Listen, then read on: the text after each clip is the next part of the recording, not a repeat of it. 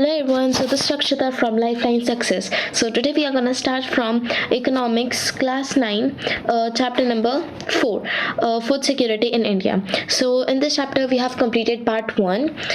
In that we have studied about that what is food security, and there are 3 types, and what happens when a natural calamity is there, and about this table, Bengal famine, and about the story of Ramu and story of Ahmad. Okay, so we have studied this. We are going to start from here. So let's start. So it is said about that the social composition along with the inability to buy food also plays a role in food insecurity. मतलब social composition, मतलब society क्या कर रही है food insecurity को कम करने के लिए, सोसाइटी फूड सिक्योरिटी को कम करने के लिए क्या कर रही है, तो उसके हिसाब से भी डिसाइड होता है. The SCs, STs and some section of OBCs, lower caste among them, who have either poor land base or very low land productivity are prone to food insecurity. मतलब जैसे SCs, STs, ये OBCs, मतलब ये सब lower caste है. तो जो lower caste होते हैं या फिर जो बहुत ही ज़्यादा गरीब होते हैं, तो उनको किस बेसिस पे फूड इनसिक्योरिटी मतलब प्रोन रहता है, मतलब उनको बहुत ज़्यादा खतरा रहता है इससे, फूड इनसिक्योरिटी से बहुत ज़्यादा प्रोन एरियाज रहते हैं. तो वो है जैसे लोअर कास्ट वाले SCs, STs, OBCs, ठीक है, या फिर जिनके पास लैंड नहीं है, तो वो ज़्यादा प्रोन होते हैं फूड इनसिक्योरिटी का शिकार बनने के लिए. The people affected by natural disasters who have to migrate to other areas in search of work are also among the most food insecure people. मतलब जो लोग जो लोग नेचुरल डिज़ास्टर से गुजर चुके हैं, तो वो क्या है, जैसे अगर एक पर्टिकुलर एरिया में, जैसे यहाँ पे ये एरिया, तो यहाँ पे डिज़ास्टर कैलेमिटीज़ हुई, मतलब कोई भी डिज़ास्टर हुआ, और उसके बाद तो हम यहाँ से कोई दूसरे जगह पे चल जाते हैं वर्क में, क्योंकि वहाँ पे तो सब नष्ट हो गया, मतलब सब तबाह हो गया, तो हम दूसरे इसमें जाते हैं, दूसरे एरिया में. High incidence of mall nutrition prevails among women, मतलब सबसे ज़्यादा माल न्यूट्रिशन कहाँ देखा जाता है, वुमेन्स. माल न्यूट्रिशन मतलब कुपोषित. This is a matter of serious concern as it puts even the unborn baby at the risk of malnutrition. तो ये बहुत सीरियस मैटर है, जिसमें मतलब जैसे अगर कोई भी बच्चा अगर वो अच्छे से पैदा नहीं हुआ है, मतलब अनबॉर्न पूरी तरीके से पैदा नहीं हुआ है, तो उसके भी क्या malnutrition के रिस्क बढ़ जाते हैं. Then a large proportion of pregnant and nursing mothers and children under the age of 5 years constitute an important segment of the food insecure population. मतलब बहुत ज़्यादा प्रोपोर्शन में अगर देखा जाए तो जो प्रेग्नेंट और जो नर्सिंग मदर्स, मतलब जो नर्स वगैरह काम करती हैं या फिर जो प्रेग्नेंट है, ठीक है, तो उनके अगर उनके बच्चे 5 साल की एज में फूड इनसिक्योर, मतलब जिनको अच्छे से खाना नहीं मिल रहा, अगर वो मालन्यूट्रिशन के अंदर आते हैं, तो उनको क्या बोलेंगे, वो कंसीडर होंगे इन फूड इनसिक्योर पॉपुलेशन, तो उनमें आ जाएंगे. ठीक है.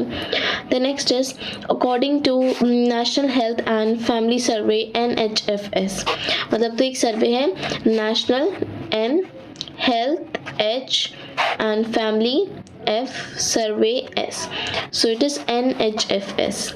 In 1998 to 1999, the number of such women and children is approximately 11 crores. मतलब जो फूड इनसिक्योरिटी से ज़्यादा प्रोन है, तो कितने चिल्ड्रंस और वुमेन्स को मिला के अप्रॉक्सीमेटली 11 करोड़ लोग हैं, ठीक है, फूड इनसिक्योरिटी से गुजरने वाले. Then next is the food insecure people are disproportionately large in some regions of the country. मतलब ऐसे ज़रूरत होना है कि जैसे ये एक एरिया, तो यहाँ पे वो सारे लोग होंगे जो फूड इनसिक्योर है, नहीं, जैसे ये पूरा इंडिया है, ठीक है, मतलब ये पूरी अपनी कंट्री है. एक मिनट, इतनी अच्छी तो ड्राइंग नहीं है मेरी, बट आई विल ट्राई. ठीक है, सो ये इंडिया, तो यहाँ पे कहीं यहाँ पे फूड इनसिक्योर होंगे, यहाँ पे होंगे, तो अलग अलग जगह, मतलब सब एक जगह नहीं रहेंगे, सब डिस्ट्रीब्यूट होंगे, कहीं पे ज़्यादा फूड इनसिक्योरिटी होगी, कहीं कम होगी. Such as economically backward states with high incidence of poverty, अगर जहाँ पे गरीबी है तो वहाँ पे बहुत ज़्यादा फूड इनसिक्योरिटी होगी.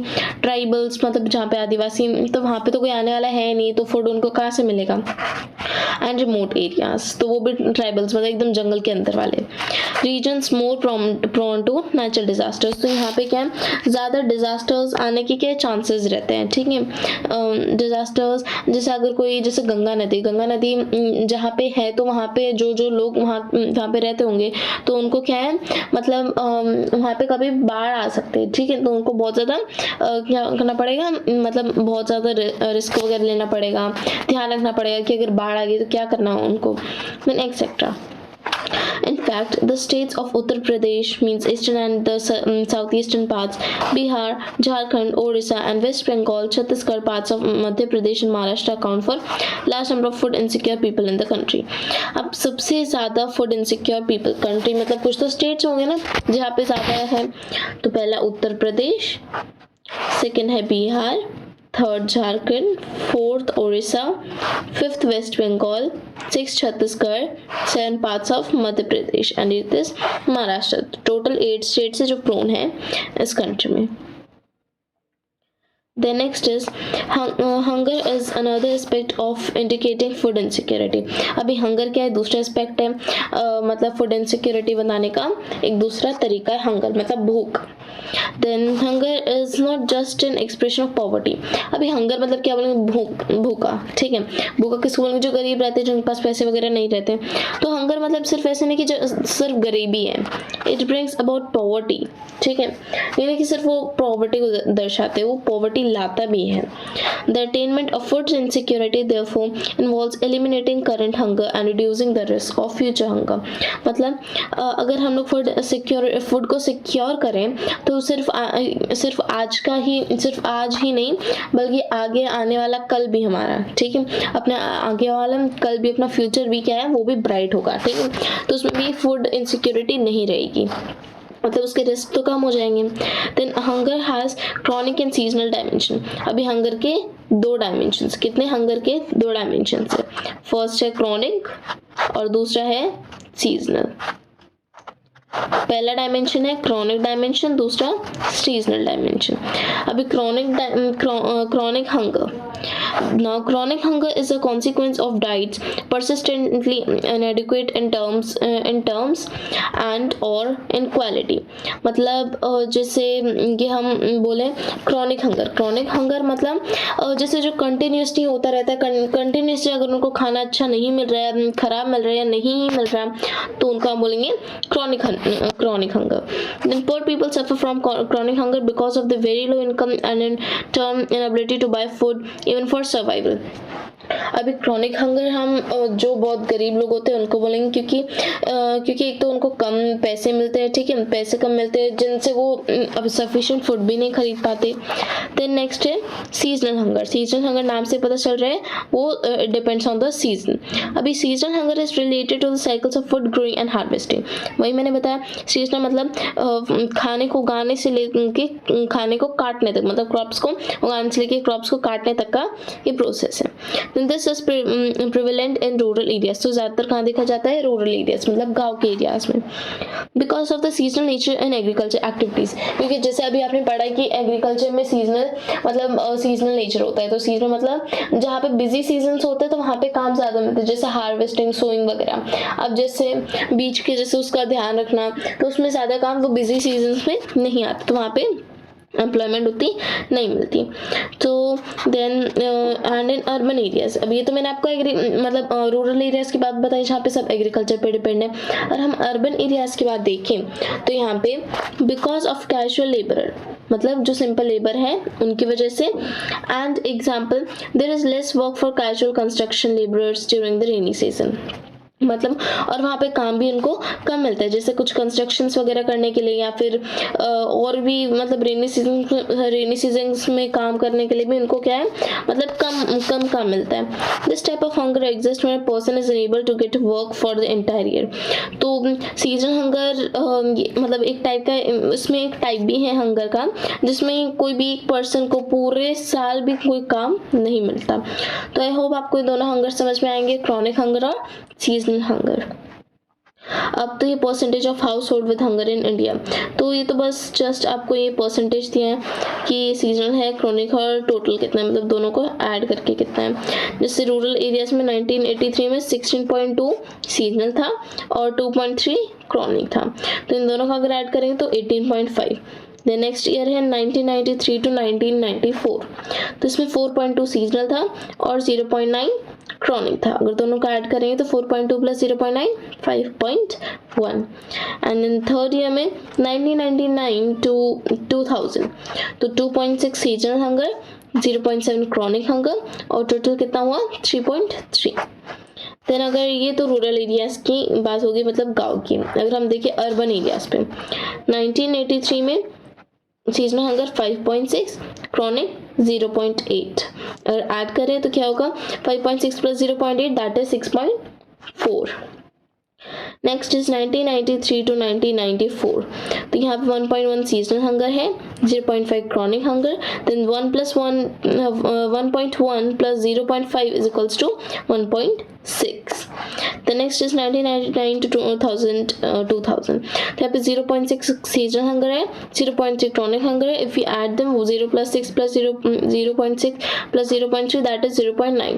तो आई होप ये रूरल एरियाज का था और ये अर्बन एरियाज का, ये अर्बन एरिया रूरल, ये अर्बन, ठीक है। आई होप आपको समझ में आएगा। देन ये इंपॉर्टेंट नहीं है इतना। Then next is the percentage of seasonal as well as chronic hunger has declined in India as shown in the above table। जैसे जो हम लोगों ने ऊपर वाली टेबल देखी थी उसमें क्या था कि सीजनल और क्रॉनिक हंगर के जो मतलब जो भी परसेंटेज है वो धीरे धीरे कम होते गए।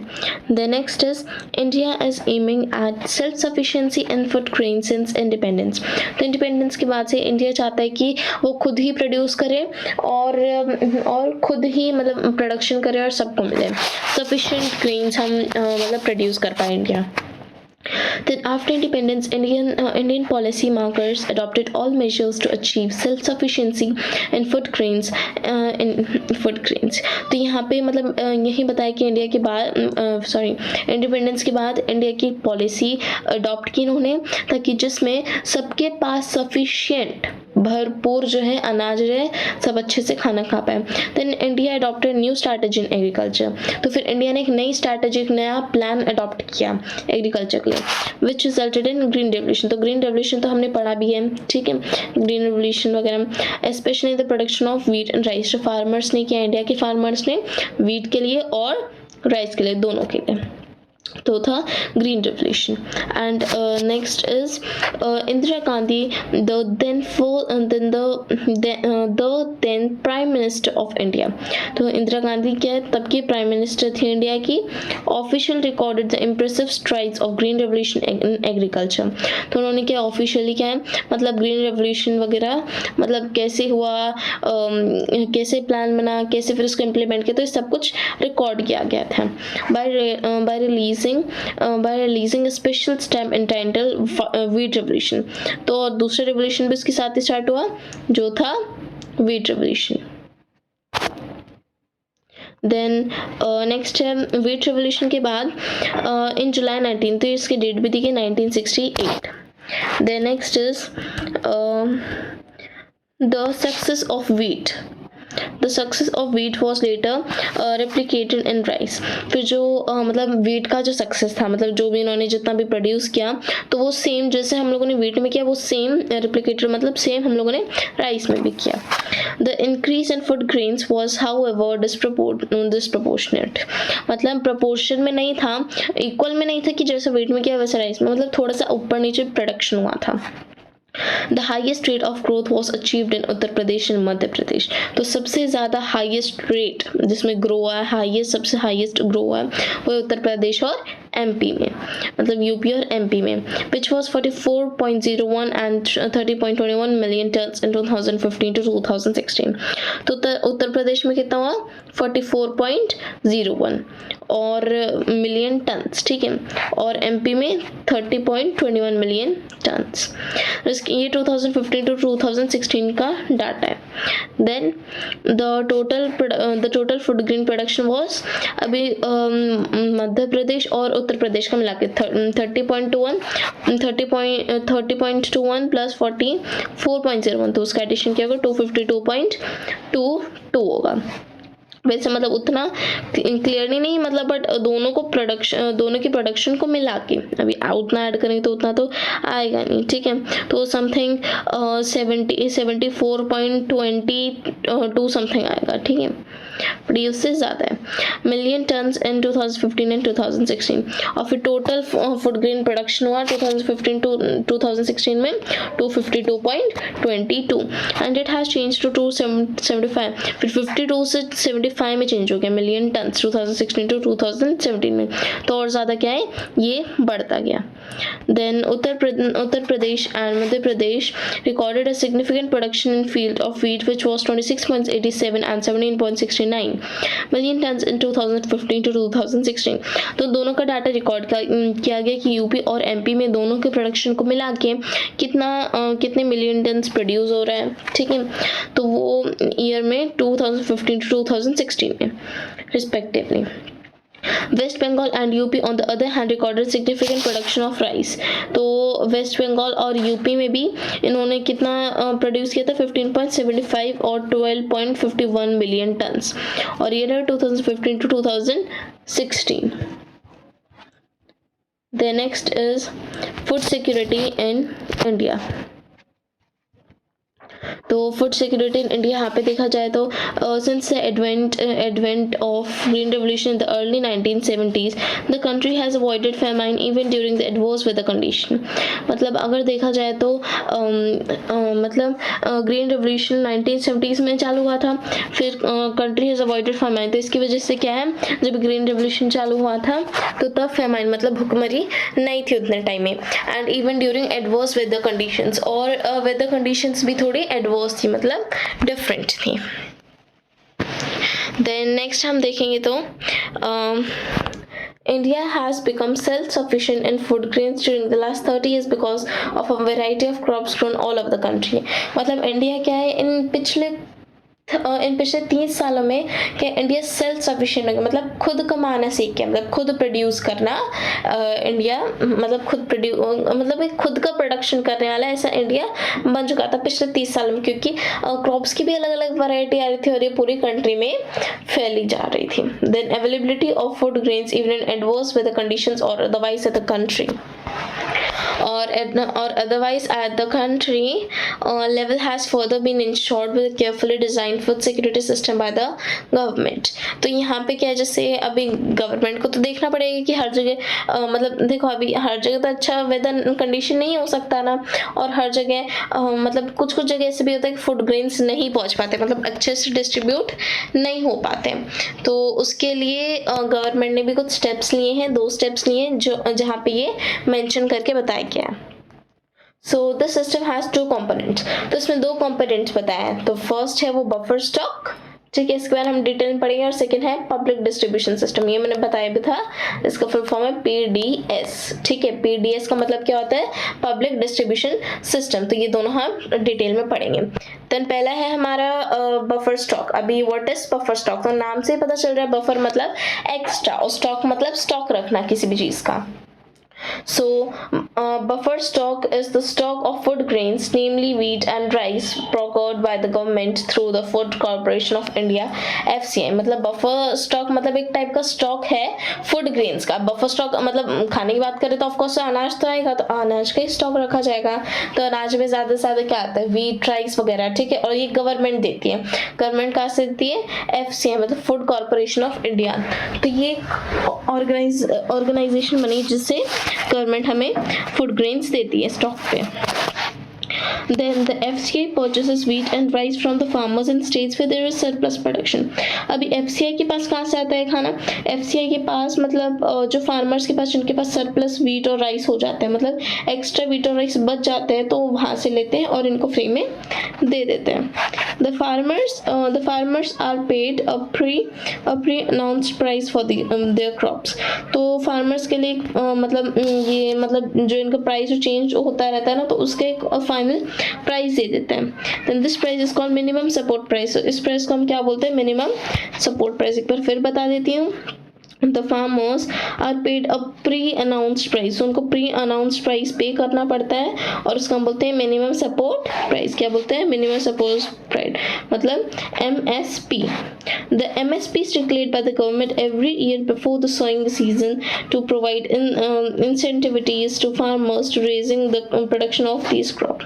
मतलब MSP क्या डिक्लेयर करती, क्या बताती है? ये डिक्लेयर करती है कि जो गवर्नमेंट है हर साल बीज बोने से पहले वो फार्मर्स के मतलब कितना प्रोडक्शन होगा उस पर ध्यान दे, ठीक है, ताकि जितना प्रोडक्शन होगा उतना ही अच्छा है। The purchased food grains are stored in granaries, मतलब जितने भी फूड ग्रेन्स हम लोगों ने खरीदे हैं तो कहाँ पे स्टोर किए जाते हैं? वो ग्रैंडरीज, जैसे जो मैंने आपको बताया था वो गवर्नमेंट की होती है ग्रैंडरीज और सिलोस, ठीक है। तो ये यहाँ पे मतलब ये तो मैं ऐसे बना रही हूँ, तो यहाँ पे स्टोर करके रखा जाता है फूड ग्रेन्स को। Then do you know why this buffer stock is created by the government? क्या आपको पता है कि जो ये बफर स्टॉक है तो गवर्नमेंट ने बनाया क्यों है? This is done to distribute food grains in the deficit area and among the poorer strata of the society at a price lower than the market price, also known as issue price। मतलब यहाँ पे बताया गया कि बहुत सारे areas हैं, मतलब ये इसलिए बफर स्टॉक इसलिए क्या है ताकि मतलब फूड ग्रेन्स के अच्छे से डिस्ट्रीब्यूट हो जाए, क्योंकि जो डिफिशिएट एरियाज मतलब जहाँ पे फूड इनसिक्योरिटी के चांसेस ज़्यादा हैं, ठीक है, डिफिशिएट एरियाज और पोर स्ट्राटा सोसाइटी का, ठीक है, तो इनको क्या है बहुत मतलब यहाँ पे मतलब इसकी वजह से मतलब इनको बहुत ज़्यादा ये इश्यू आते हैं प्राइस वगैरह में। और सुनो, और एक और बात है कि at a price lower than market price, अगर जो प्राइस मार्केट से कम है तो उसका हम क्या बोलेंगे? Issue price. जो प्राइस मार्केट में जितना दाम है, जैसे मार्केट में 30 रुपीज़ है, ठीक है, और यहाँ पे हमें कितना मिल रहा है? 25 रुपीज़, ठीक है, तो कितना हो जाएगा? तो इसको हम बोलेंगे इशू प्राइस, क्योंकि ये मार्केट के दाम से कम है। This also helps resolve the problem of shortage of food during adverse weather condition और during the period of calamity. तो इसकी वजह से क्या है, हमने मतलब खाने की शॉर्टेज को भी हम लोग सॉल्व कर सकते हैं, प्रॉब्लम को भी। जब वेदर कंडीशंस अलग अलग हो, जब कैलामिटीज आए, तब ये प्रॉब्लम हम ज़्यादा अच्छे से सॉल्व कर पाते हैं। The next is what is public distribution system। अभी public distribution system क्या होता है? पहले हम लोगों ने पढ़ लिया बफर स्टॉक, और नेक्स्ट है PDS, ये है पब्लिक डिस्ट्रीब्यूशन सिस्टम। तो इसमें सबसे पहले है the food procured by the FCI is distributed through government regulated ration shops among the poor sections of the society। मतलब जो खाना FCI से मिलता है उसको अच्छे से गवर्नमेंट क्या है बांट देती है, मतलब जैसे राशन शॉप्स में जितनी जहाँ पे डेली रिक्वायरमेंट्स है तो वहाँ पे बांट देती है। और जो राशन शॉप्स में खाना आता है तो वो कहाँ पे जाता है? जो BPL वाले लोग, मतलब जो बिलो पॉवर्टी लाइन, तो वो क्या है उनको पोअर सेक्शंस को फ्री में मिल जाता है। This is also called PDS, मतलब पब्लिक डिस्ट्रीब्यूशन सिस्टम, इसको हम पब्लिक डिस्ट्रीब्यूशन सिस्टम भी कहते हैं, मतलब PDS। Ration shops are now present in localities. अभी राशन शॉप्स तो आजू बाजू में घर के लोकेलिटीज आसपास में मिल ही जाएगी, घर के आसपास विलेजेस, टाउन, सिटीज का ही तो मिलेगी ना। Then there are about 5.5 lakh ration shops all over the country. पूरे इंडिया में 5.5 लाख राशन शॉप्स हैं। Then ration shops also known as fair price shops. Ration shops को क्या बोलते हैं? फेयर प्राइस शॉप्स, क्योंकि वहाँ पे कम दाम में मिलता है। Keep stock of food grain, sugar and kerosene oil cooking. तो उनके पास किस का स्टॉक रखा रहता है? जैसे sugar, wheat, rice, kerosene oil, cooking, food grains वगैरह, इन सब चीज़ों में। These items are sold to open at a price lower than that the market price। मतलब ये आइटम्स क्या है? ये आइटम्स बेचे जाते थे, मतलब ताकि मार्केट प्राइस से कम रेट में बेचे जाते थे। Then any family with a ration card can buy a stipulated amount of these items। मतलब कोई भी फैमिली क्या फिर तो राशन कार्ड लेके तो बांध ही सकती है स्टिमुलेटेड अमाउंट कि मेरे को इतने पैसे चाहिए। Then 5 liters of kerosene, 5 kg of sugar etc every month from the nearby ration shops। तो जैसे अभी 5 kg वीट लिया, 5 kg शुगर लिया, जितनी भी हो, ठीक है, तो वो मतलब हर महीने के लिए राशन शॉप्स ठीक है। The next is there are three kinds of ration cards. अभी 3 टाइप के राशन कार्ड्स हैं। पहला है Antyodaya cards for the poorest of the poor, मतलब जो सबसे ही गरीब है, जो जिनके पास कुछ भी नहीं है, तो उनके लिए अंत्योदय कार्ड होता है। और सेकेंड है बीपीएल कार्ड फॉर दोस्त बिलो पॉवर्टी लाइन। अब जो बिलो पॉवर्टी लाइन आते हैं उनके लिए बीपीएल कार्ड होता है। And APL cards for all others, और एपीएल मतलब अबव पॉवर्टी लाइन, ये सबके लिए होता है। ठीक है। Then next is activity, no need to do that. We move ahead. That is the introduction. The introduction of rationing in India. Rationing in India dates back to the 1940s against the backdrop of Bengal famine. मतलब अगर India में जो rationing का distribution है 1940s में start हुआ था, और ये बंगाल फेमाइन मतलब जब बंगाल में भूखमरी आई थी। ठीक है। जिस टाइम में बंगाल में भूखमरी आई थी तो तब से ये सब स्टार्ट हुआ था। The rationing system was revived in the face of an acute food shortage during the 1916. तो जब 1916 जब बहुत ज़्यादा शॉर्टेज, बहुत ज़्यादा कमी हो गई थी, तब ये जो है राशन सिस्टम ये काम आया था। Prior to the Green Revolution, मतलब ग्रीन रिवोल्यूशन से भी ज़्यादा, in the wake of high incidence of poverty levels as reported by the NSSO in mid 1970s, 3 important food invention programs were introduced. तो यहाँ पे ताकि NSSO की तरफ से मतलब ताकि पॉवर्टी ना हो या सबको सबके रीच में खाना हो, तो इसमें गवर्नमेंट ने कुछ प्रोग्राम स्टार्ट किए थे। ठीक है। तो पहला यहाँ पे है पब्लिक डिस्ट्रीब्यूशन सिस्टम, ये मैंने बता दिया। PDS for food grains in existence early but strengthened thereafter, मतलब ये वही है, फूड ग्रेन स्टोर करके रखना। ठीक है, ये सब उसी में आता है। फिर पीडीएस हो गया। पीडीएस के बाद नेक्स्ट सिस्टम है आईसीडीएस, इसका मतलब होता है इंटीग्रेटेड चाइल्ड डेवलपमेंट सर्विस। तो ये कब इंट्रोड्यूस हुई थी? 1975 में ऑन एन एक्सपेरिमेंटल बेसिस। तो ये एक्सपेरिमेंट करने के लिए ही हुई थी। एंड फूड फॉर वर्क, और तीसरी है फूड फॉर वर्क। देखो पहली है पीडीएस, सेकंड आईसीडीएस, थर्ड है एफएफडब्ल्यू मतलब food for work, introduced in 1977 to 1978 में हुआ था। Over this year several new programmes have been launched.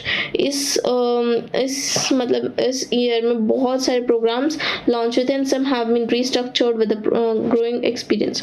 कुछ को तो भी अच्छे से और रीस्ट्रक्चर किया था और अच्छे से फ्रेम किया था ताकि उनके एक्सपेरिमेंट बड़े प्रोग्राम्स वगैरह को चलाने के लिए। At present there are several poverty alleviation programme PAPS। तो आज के टाइम में बहुत सारे मतलब सेवरल पॉवर्टी एलिवेशन प्रोग्राम मतलब PAPS इसका short form. Then mostly in rural areas which have an explicit food component also। तो रूरल एरियाज में देखा जाए तो एक स्प्लिट कंपोनेंट भी है। ठीक है, खाने का। While some of the programs such as PDS, midday meals etc. are exclusively food security programs, most of the PAPs also enhance food security।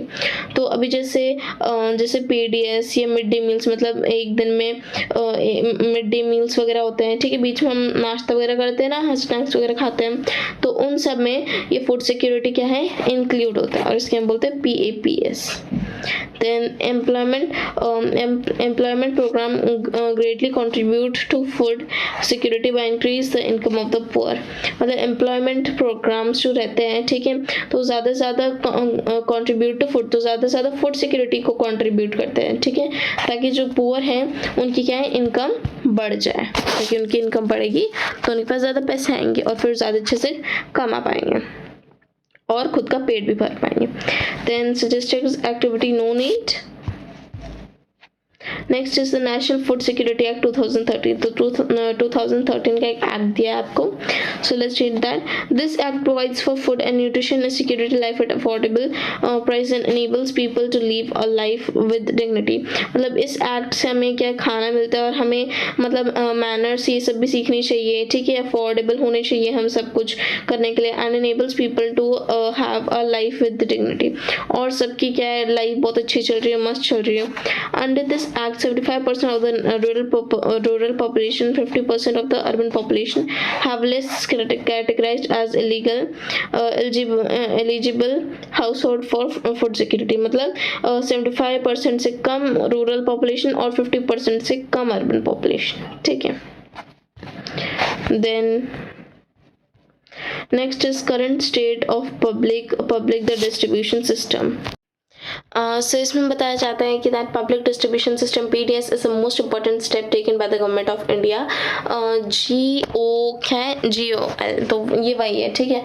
तो PDS एक बहुत ज़्यादा इंपॉर्टेंट स्टेप है जो गवर्नमेंट ने लिया है टुवर्ड्स इंश्योरिंग फूड सिक्योरिटी, ताकि फूड सिक्योरिटी बनी रहे.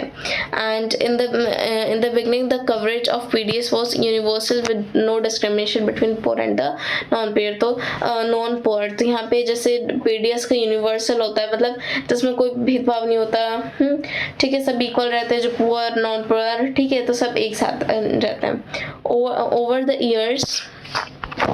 Over the years, the policy related to PDS has been revised to make it more efficient and targeted. मतलब अगर years पे years देखे जाए तो पॉलिसी क्या है, policies related to PDS has been revived. मतलब जो PDS की पॉलिसी है वो फिर से रिवाइव की गई ताकि उसको और अच्छे से फ्रेम कर सकें. इन 1992 revamped public distribution system RPDS. तो ये रिवैम्प्ड पब्लिक डिस्ट्रीब्यूशन सिस्टम है RPDS was introduced in 1700 blocks in the country. तो इतने ब्लॉक्स में इंट्रोड्यूस हुआ था. And then the target was to provide backward area. तो इसका टारगेट क्या था कि ताकि benefits of PDS to remote अच्छे benefits हो, मतलब back benches वगैरह पे backward area से ध्यान ना आए.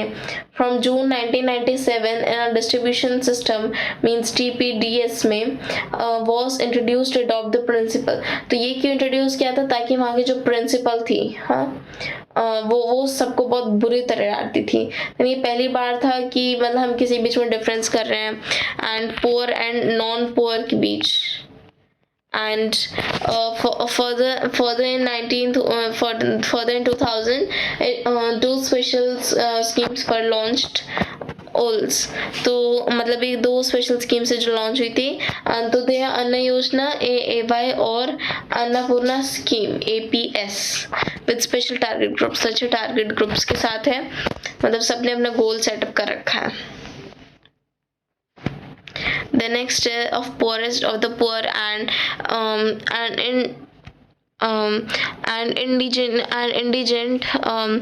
indigent senior citizens, और जो उनके senior citizens होते हैं वो भी.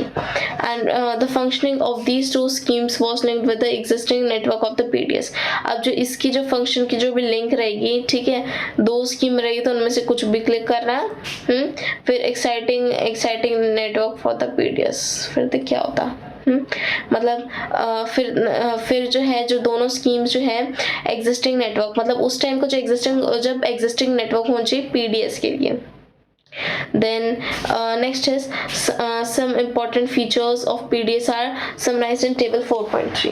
तो PDS के कुछ examples भी table 4.3 में दिए हुए हैं. And the PDS has proved to be the most effective instrument of government policy of the years in establishing price and making food available to consumers affordable price. तो PDS एक बहुत ज़्यादा effective organization है जो government ने setup की है ताकि वहाँ पे एक सिंपल मतलब एस्टैब्लिशिंग प्राइस है, उनके हिसाब से प्राइस है, और यहाँ पे सबको सबकी रीच में खाना है, और मतलब जो कंज्यूमर्स है वो उसको खरीद पा रहे हैं, अफोर्डेबल है. Then it has been instrumental in averting widespread hunger and famine by supplying food from surplus regions of the country to the deficient one. तो इसमें अगर ये इंस्ट्रूमेंटल जो है मतलब averting widespread hunger और जो famine मतलब famine और जो भूखमरी रहेगी, ठीक है, जिसकी वजह से मतलब जैसे खाना नहीं मिलेगा तो खाना सप्लाई के लिए क्या दूसरी कंट्री मतलब उसी कंट्री में जाएगा, बट वो डेफिशिएंट वन मतलब जहाँ पे कम लोग हैं, मतलब जहाँ पे बहुत ही ज़्यादा लोग मतलब बहुत ज़्यादा हैं बट जो प्रोन टू डिजास्टर वगैरह के हैं. Then in addition these prices have been under revision in favor of 4 household. तो ये इसका एडिशन कहाँ पे होगा कि मतलब यहाँ पे रिविजन जैसे the price have been under revision, तो ये अंडर रिविजन में रहते हैं, ठीक है, in favour of 4 household in general. मतलब फिर the system including the minimum support price and procurement has contributed to an increase in food grains production and provided income security to farmers in certain region. मतलब जो ये system है इसमें क्या MSP है, मतलब मिनिमम सपोर्ट प्राइस भी है और मतलब इसमें सबको इक्वली बांटा गया है फूड ग्रेन्स प्रोडक्शन में और सबको इक्वली ही इनकम दी है, ठीक है, कुछ रीजन्स के लिए.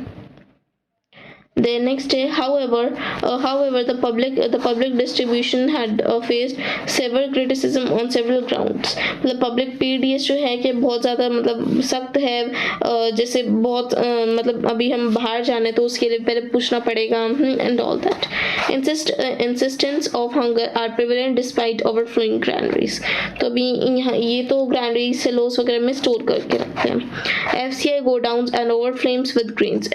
FCI की godowns होते हैं जो पूरे अनाज से भरे होते हैं विद सम रॉटिंग अवे, मतलब कुछ सड़े हुए भी होते हैं and some being eaten by rats, कुछ तो चूहे नहीं खा लिए रहते.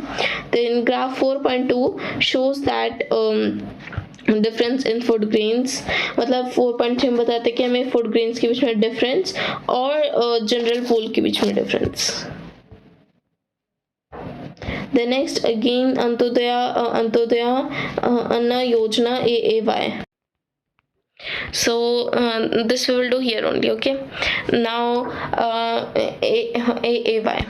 Now AAY was launched in December 2000. तो कब लॉन्च हुई थी? दिसंबर में 2000 में.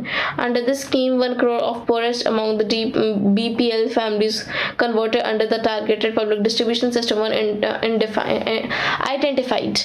मतलब अगर इस स्कीम के अंडर देखें तो under this scheme 1 crore of the poorest amount, मतलब 1 करोड़ में से जो है आधे लोग BPL मतलब बिलो पॉवर्टी लाइन है और कुछ तो टारगेटेड पब्लिक डिस्ट्रीब्यूशन में भी आता है, वो भी पहचान में आ जाता है.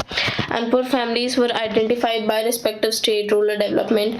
अभी और जो पुअर फैमिली जो गरीब है तो उनके तो स्टैंडर्ड वगैरह से सब पता चल जाता है डेवलपमेंट से, डिपार्टमेंट से कि BPL सर्वे मतलब below poverty line. 25 kilograms of food grains were made available to each eligible family at highly subsidized rate of ₹2 per kg of wheat and ₹3 per kg of rice.